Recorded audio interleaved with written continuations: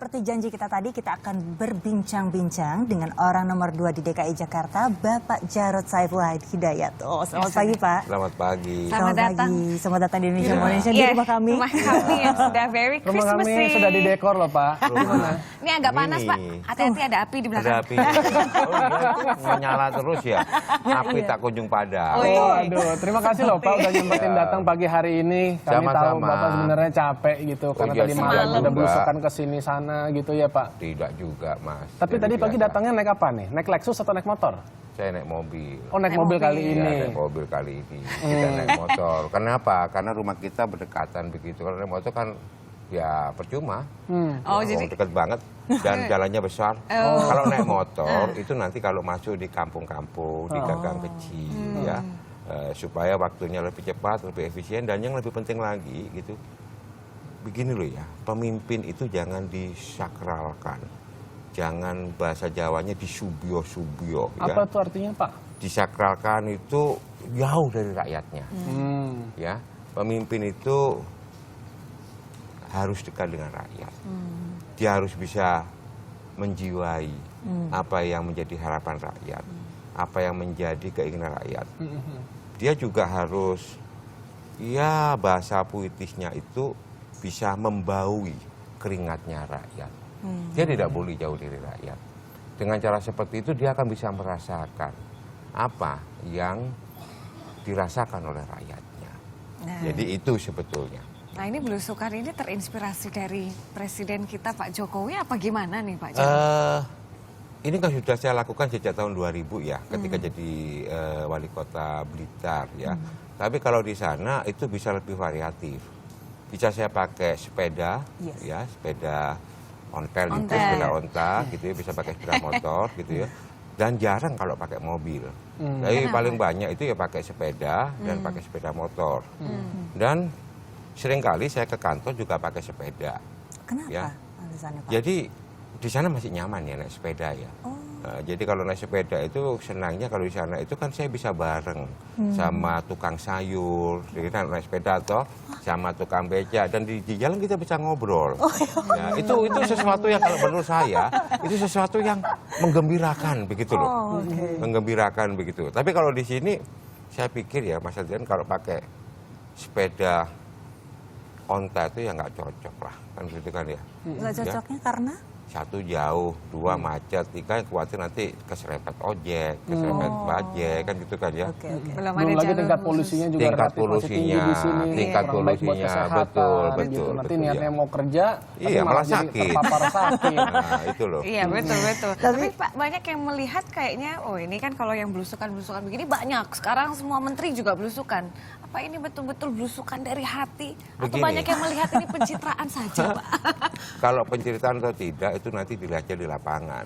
Tapi maksud saya adalah, ya ini istilah belusukan kan sekarang aja. Ini sudah saya lakukan sejak di Blitar. Dan dalam waktu kita turun ke bawah, itu kita lakukan rembuk dengan masyarakat. Kita berdialog ya, berdiskusi ya. Kira-kira apa sih yang model yang diinginkan oleh masyarakat?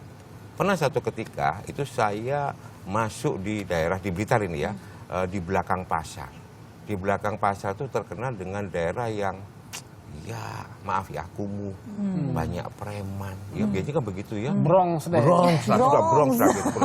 Di sana terkenal dengan namanya Kampung Seng. Bayangkan, Kampung Seng. Apa itu? Kampung Seng itu ya sudah Bronx itu. Cuma masuk ke situ. Saya masuk itu naik sepeda. Saya ngobrol dengan mereka dan itu di pinggir sungai ya. Saya bilang ini kan tidak sehat karena banyak warga itu yang buang air ya, MCK itu di sungai ya.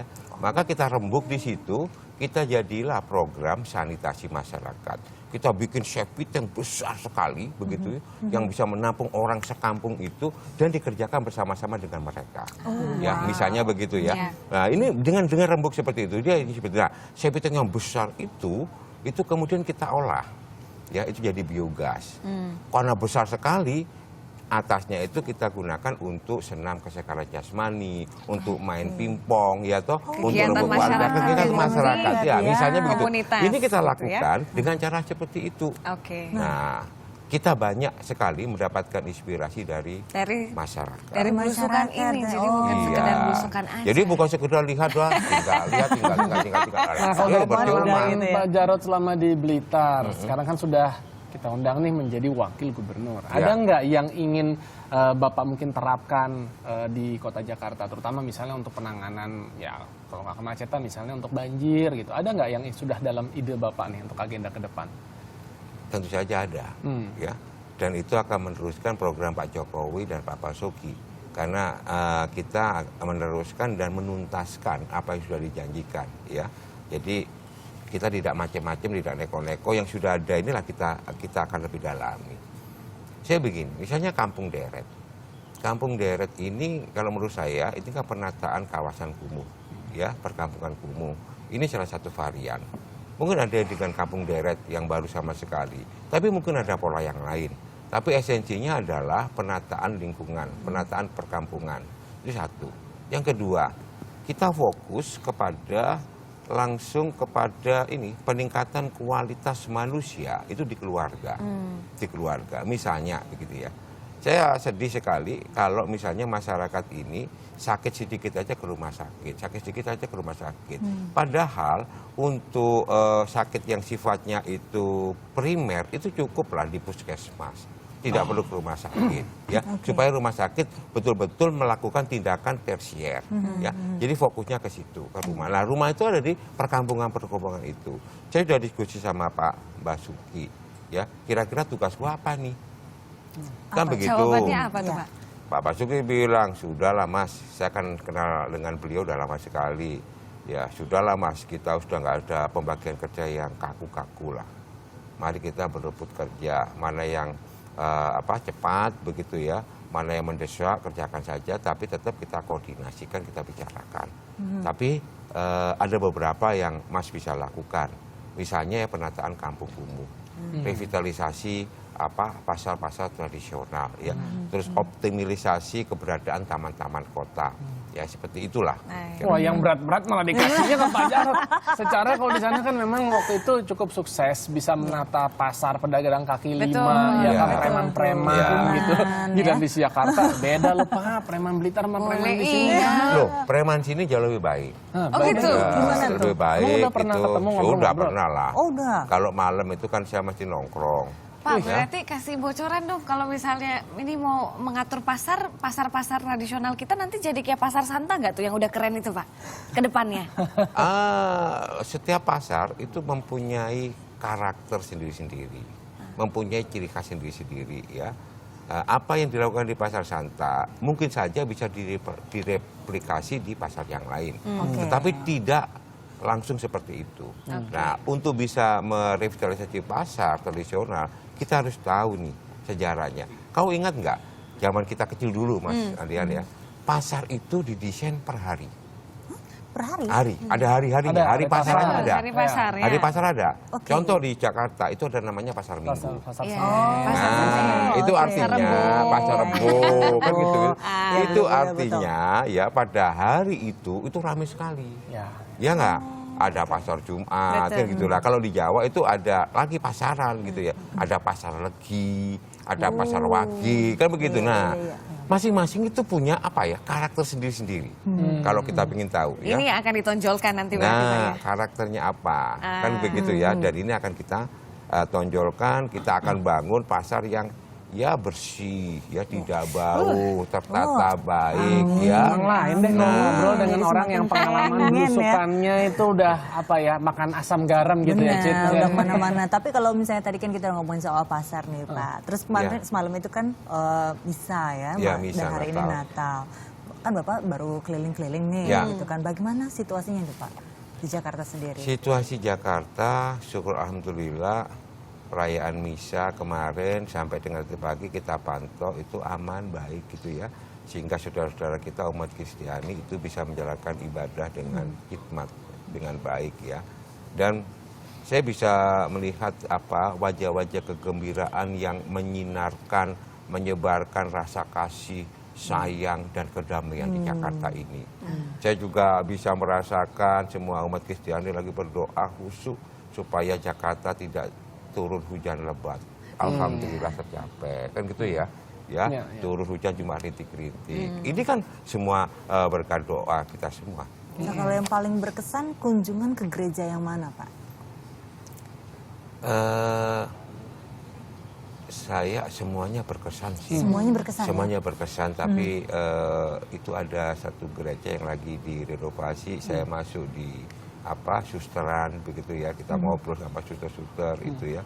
Dan seneng lah kita. Tadi Bapak sempat kita lihat kan di VT yang pertama datang ke kawasan Menteng, itu kan ada gereja Teresia. Dulu saya sekolah kebetulan di sana, Pak. Iya, saya Muslim tapi saya 9 tahun di sana loh.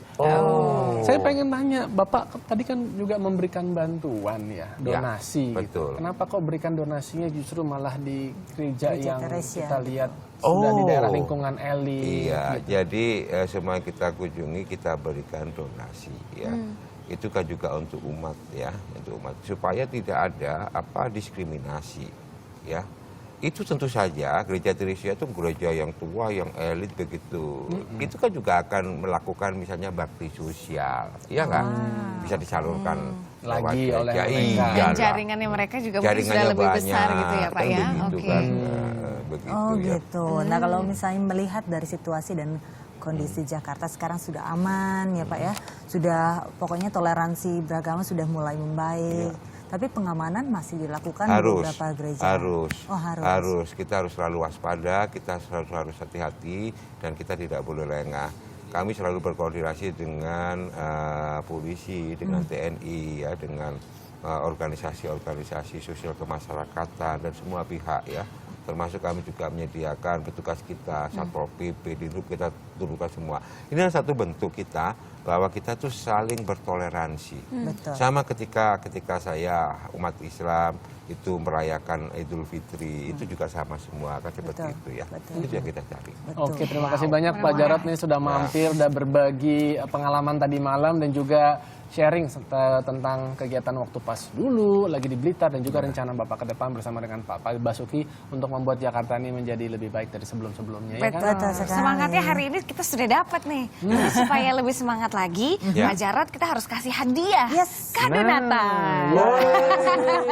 Ini ada cupcake nih Pak, mohon dicoba. Ya mudah-mudahan enak ya Pak ya. Nanti untuk anak saya atau untuk saya ini. Oh iya, ada satu supaya nggak boleh terlalu banyak kalori gitu lah kan Pak. Ini tidak boleh dimakan, ini untuk dipajang terlebih dahulu, indah banget. Iya, terima kasih ya Pak Jarod. Selamat bertugas ya Pak. Terima kasih. Makasih.